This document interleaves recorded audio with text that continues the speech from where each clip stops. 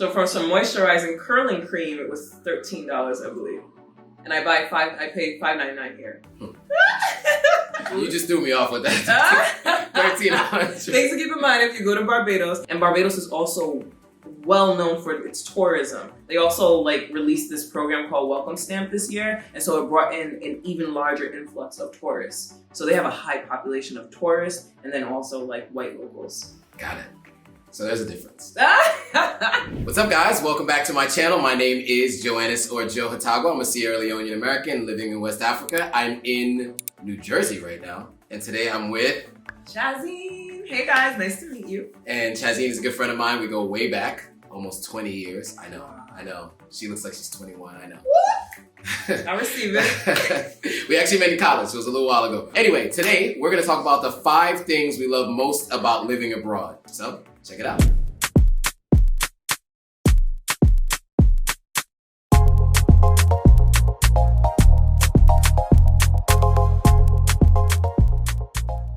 All right, cool. So as you guys know, I live in Ghana full time. I've been there for almost 2 years. I can't believe the time has flown by so fast. It's crazy, right? 2 years? I can't believe it. So anyway, in that time, I've learned a lot. I've seen a lot and experienced a lot. And Chazeen has spent some time away, right? Yeah, so I spent 4 months living in Barbados. It was a bucket list item of mine. I just always wanted to experience temporary living there. Yeah. And it was wonderful, y'all. Definitely one of my best experiences in life. We talked a lot about it. Yeah, man. There are some similarities, there were some differences. Yes. So we're gonna talk about that today. But before we get into that, you're also a content creator. I am. So can you tell everyone a little bit about your channel? Yeah, so I'm a TV producer, just sharing my life and the tips and hacks that I pick up along the way. So that's everything from, I'm also an influencer. I gotta mention that part, right? So that's tips for my new influencers, that's travel tips, and everything from beauty to home design tips. So definitely click below, check out that link, because I've got a plethora of tips for you guys. And home design, I mean, look at the background. We are in Chazeen's living room. And she definitely has the home design tips. So if you're looking for those, definitely check her out. All right, cool. So let's get right into it. So the first one is being a majority, not being a minority.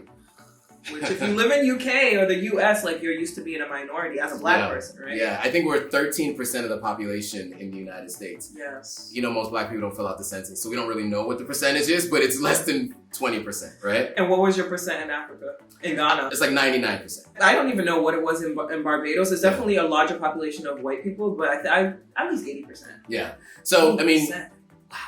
So when you think about it, right, everywhere you turn, there's black excellence, right? I mean, in my job, I had a full-time job living in Ghana. Everybody in leadership across the board was all African. Maybe not all Ghanaian, but they're all from African descent. Yeah. And I'm not used to that. I'm used to being the only person of color this high up in the ranking at any organization that I've been at. And so that was really, really cool. And then everywhere you go, almost everywhere you go. Ghana does have a bunch of expats now too. I guess same thing with Barbados. But huge population of expats. Yeah, it's a thing. It's a thing now in Ghana. There are most restaurants, most places you go, you see people who look like us. And it just feels like you don't have to represent for the entire race. Wow, and that's such a weight off your shoulders too. 100%. I never even thought about the fact that I didn't have to do that. I mean, of course I get questions about being American, right? Yeah. But it's not and being a black American, but it's just a different vibe. More of an inquisitive, just wanting to know and an appreciation more so. Yeah. Yeah. Yeah, I mean, I would say it's not a requirement, but it's something that I feel like I have to do when I'm in spaces where I'm a minority, because you know that they don't come across people like us very often. And so you are representing the race for them. And in a lot of cases that matters in your day-to-day job responsibilities. And so I just felt like I don't have to do that anymore when I'm on the continent. So it's definitely a big win. That's probably the thing that I love the most about living in Ghana. That was a big win, yeah. And then just having access to everything that you're culturally used to. So for me, I'm West Indian, right? And a lot of our culture is pretty similar. So having access to that continent food, not having to search it out or go to Brooklyn specifically to get it. Having access to the music that I want to hear all the time. And the way the world is now, we're all international, so you will absolutely hear hip hop and everything. But it was black first, which was dope. Yes. I've never experienced that in life. Yeah. Yeah. And I become a big fan of Afrobeats because they're playing to the audience. Your moves? No. I mean, you definitely saw less white people than me. Oh, 100%. Yeah, living in Ghana. You said 99%. I might be off with my 80%, but there's a large population of white people in Barbados, much larger than any other island I've ever been to, and I think I've been to at least like 6, 7 other islands. Nice. But I was still a majority, which was quite interesting. Yeah, it's a very different place to be.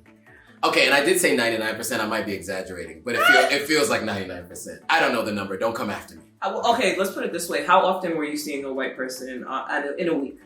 How many white people do you see in a week? Very infrequent. Less than 10, right? I'd have to go to a restaurant that is like a high-end international restaurant. To see them. To see people who aren't of color. Okay, that's good perspective because if I stepped out of my house, I'm pretty sure I would see definitely more than 20 white people. Oh, wow. But I'm also, the thing about Barbados is like tourists and locals chill together. They also have a high population of white people because when they brought the slaves over, they brought indentured servants over as well. And those indentured servants were from Europe, and they stayed there. And most of them stayed there. Okay. And so there's still that population of white people there. And Barbados is also well known for its tourism. They also like released this program called Welcome Stamp this year, and so it brought in an even larger influx of tourists. So they have a high population of tourists and then also like white locals. Got it.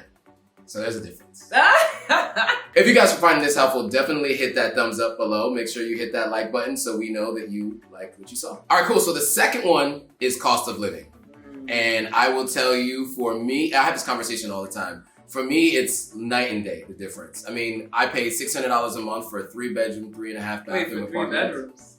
And 3.5 bathrooms. 3.5 bathroom apartment. I missed that part where you told me that, okay. Yeah, so I have a guest bathroom and each bedroom has an ensuite bathroom. $600 a month. That's amazing. How much would that cost here in New York? Like $3,000. No, more than that. Because ensuite bathroom, ensuite. Like I've lived in 1-bedrooms now. I did live in I was living the luxury life for a little while. But that was like $3,500 for a 1-bedroom, 1 bathroom. I paid $3,500 for 2 bedrooms, 2 bathrooms. Wow. So for 3 bedrooms, 3.5 baths, we're talking $4,000, $4,500. At least in a major city like New York or LA. That's amazing, Joe. Oh, yeah. That's not the case in Barbados. Okay. So I felt like Barbados, when it just comes to living, like cost of living overall, I think it was cheaper. You get more bang for your buck is what it is. So my rent was around $1,300 a month. And I heard of people paying more. That was a good deal, by the way, y'all. I negotiated a discount. We got it good. I think $2,000 was like a norm. That was for a 2-bedroom. Okay. 1 bath.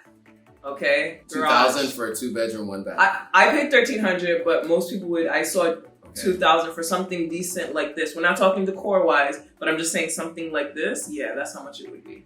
You just threw me off with that. $1,300. Things to keep in mind if you go to Barbados. I would say everything else in Barbados is cheaper. Like once you get over that, I think everything else is cheaper. Originally, I thought the food wasn't, but and I have a video on my channel, like literally giving you 50 products when I went grocery shopping and how much everything costs. Right. But it's actually not that expensive unless you're trying to buy the U.S. brands. How is that buying the U.S. brands in Ghana? That's the same thing. I mean, because the import fees, right? You're paying the cost that they had to pay to import everything. So that's like in any country when you go buy like the U.S. like you want to buy your cornflakes or whatever else you guys eat that's American. Yeah. It's gonna cost you more like because they have to import it. $14 It's not that high, but like I bought like some Cantu stuff which has shea butter in it, and you would think it's produced in Ghana, but it's imported from elsewhere. Like how much was your Cantu? I have a price for Cantu. It's like $8 for like like for shampoo and conditioner. It's like $8 to $10 for each both. Or both. Both together, it's $8 to $10. Probably $10 for both together. Like $5 each. So for some moisturizing curling cream, it was $13, I believe. And I paid $5.99 here. Yikes. Now you guys know. Yeah, so this is one thing I will say. Everybody I know who lives abroad, when they come to the States, they pack a suitcase full of everything. You must. Anything that you have that's like, and I did it for all of my bevel stuff, my beard stuff, all of that is in a suitcase ready to go. I'm taking it with me. I am not buying it locally. It's worth the overweight fee. Or shipping a barrel. Do people do that? People do ship barrels a lot. In Sierra Leone, everyone ships barrels. In Ghana, I know some people who are Ghanaian that ship. I just don't know any shipping companies or anything like that, so I don't go through the hassle. I just bring it with me. So what's another main thing for cost of living that most people are usually like inquisitive about? So when I was living in LA, I had a gentleman for south of the border who would come clean my apartment for $125 a month. Okay. Once a month. Okay. So $125 once a month. He did a deep clean. He was very good at it. I know they were paying him under the table. He might not have been illegal. He might not have been a legal citizen here in the United States. I have a housekeeper in Ghana for $100 a month. Excuse us. She cleans my apartment exactly how I need it cleaned every day. Every day? Yeah, every day. She does my laundry twice a week. That's amazing. So that's sheets, that's clothes, that's whatever. She cleans my shoes. She cleans my shoelaces. You know how long I've been meaning to clean my shoes? My shoelaces are white. They get a little dusty because it's dusty in Ghana. She puts them in the wash and she cleans them without even asking, right? She just cleans them. She cleans my shoes, all the white parts of the shoes. And then she makes 3 meals a day, 7 days a week. She does it twice a week. She does my meal prep. So I make juices every morning. I have juices to drink every morning. Every day for lunch, I have salads. And then every day for dinner, I have vegan-friendly West African food. And she does all of that for $107 a month. I called him the prince because I'm like, what? What in the world? The only reference I have for something like that is the famous movie Coming to America. Yeah, and I'm like, the running joke was, are you getting someone running the water as well? I'm Prince Hakeem, yes. Wow. Yeah. Okay, so clearly you get much more bang for your buck here. Absolutely. Than me. Things are a little cheaper than the US, minus even the living, everything is cheaper than the US, but you are getting way more bang for your buck in Ghana. Yeah. Oh, and the groceries too. To mention the groceries. If you buy anything locally, and it's all fresh too.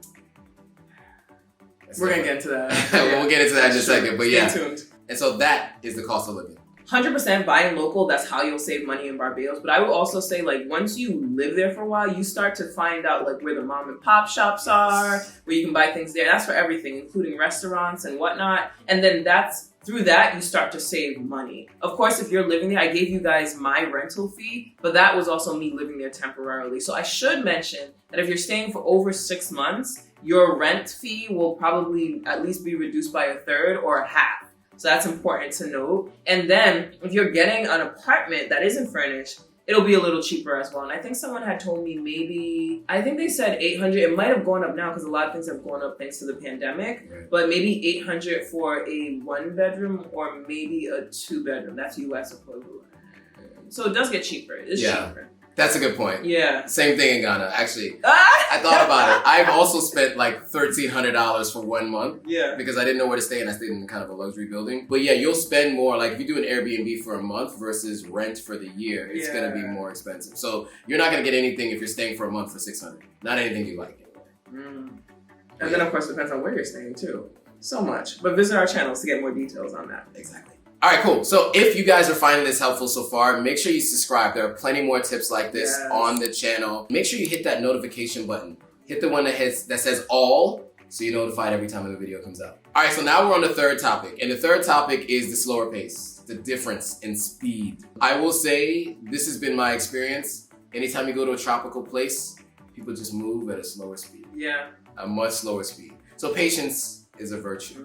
You definitely have to have patience. In Ghana, we call it GMT, Ghana man time, Ghana maybe time. Ghana maybe they'll show up. Maybe they'll show up on time. It can be egregious, I'm not gonna lie to you. We're talking about 2 hours late. Okay, that's what I was gonna ask you. 2 hours late. Okay. Yeah, service workers. And that's a norm. That's a norm. With service workers, they'll say we'll be there at 9 and probably we'll come at 11. Maybe we'll come the next day. Yeah, and I attribute it to them not wanting to disappoint you in the communication, but you may end up being disappointed in the time that the work is supposed to be done. But usually these guys will take on more than one job at once, and they'll say yes to everyone. Okay. Right? And then they'll try to come to you after they've done the other job, but that might be on the other side of town and they're taking public transportation and, so you can imagine coming 2 hours late can be the norm from time to time. All right. I will say, this is especially even more difficult for us when you live in New York because there's the rest of the U.S. and then there's New York that moves at an even faster speed. So I will say it's not as bad as that I know of. Mind you, I was only there for 4 months and a lot of things were associated or affiliated with my Airbnb. So if someone was late, my understanding is it's about maybe 15 minutes, maybe an hour, but I don't think that was a norm. Definitely for events, people told me, when I was hosting my birthday party, they were definitely say it's earlier time than it actually is, 2 hours earlier. Yeah. Yeah. Yeah, I guess we got like a CP time across the world. It's colored people time. Oh. Right? So I guess in Barbados. Yeah. And also, yeah, I mean, for like social events, for sure, it's the same thing. People are always late. But the challenging thing is the service workers, because that's something you expect to be earlier. These people do good work. Yes. They just do it later than anticipated. Okay, Yeah. so having patience is key. Now, what about business when it comes time to like showing up to work? Are people showing up on time? Barbados, they are. Okay, I'll say. As far as I know, I should say. Okay, yeah. So, in my experience, there's two parts to it, right? Most people are underpaid. Okay. In Ghana, and Ghanaians are good for saying, "Well, they don't pay me enough to be here at that time." Don't we say that too? Yes. So I think people say it here in the States. So I think maybe we all say that. But what I noticed is I've gone to about 6 or 7 client meetings, and I'm probably undershooting the number.